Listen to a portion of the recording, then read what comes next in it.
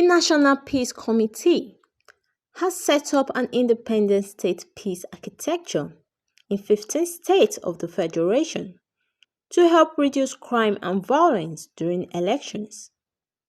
This was made known during a meeting of the leaders of the Independent State Peace Architecture and members of the National Peace Committee as they deliberated on ways to improve peace and social cohesion in the country.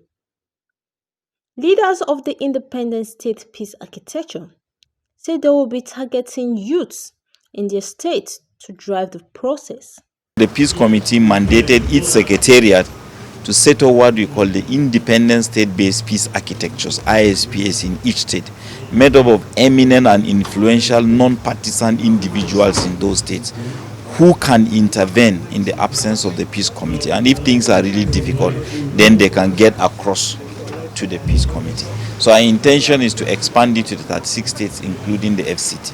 The ISP have become relevant in our aspiration to respond to issues of conflict and violence across this country. Because there are states that were really prone to violence. For example, if you look at Adamawa State, the spillover of Boko Haram from Borno.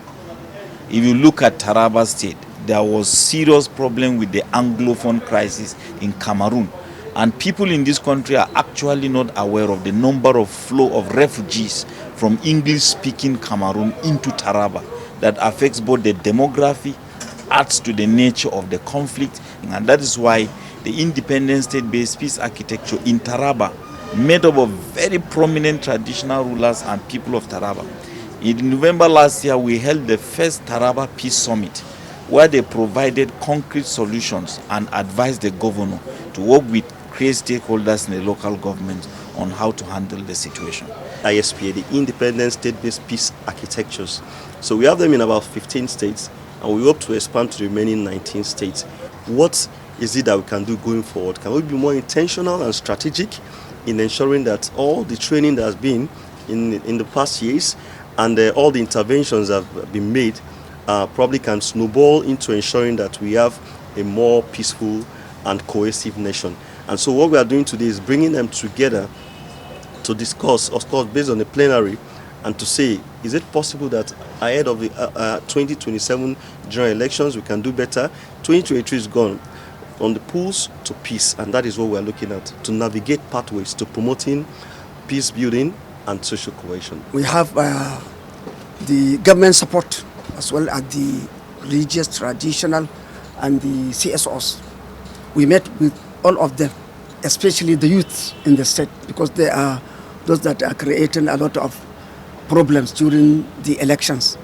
We met youth groups before the election, and we informed them the importance of peace during and after the election. The organization in Imo State, we have been able to penetrate some communities because we conduct peace conferences, and also in the secondary schools we plan forming peace committee among students in the university, in the secondary schools, because it's good to start early.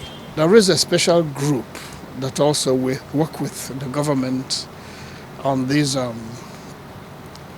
disarmament. We have various groups that are involved in arms, and we work with the government. We are counseling about 54 of them who disarmed a few months ago. They're undergoing rehabilitation. That takes time before we can reintegrate them into society, into their families, and among their peers. So these are some of the areas we have worked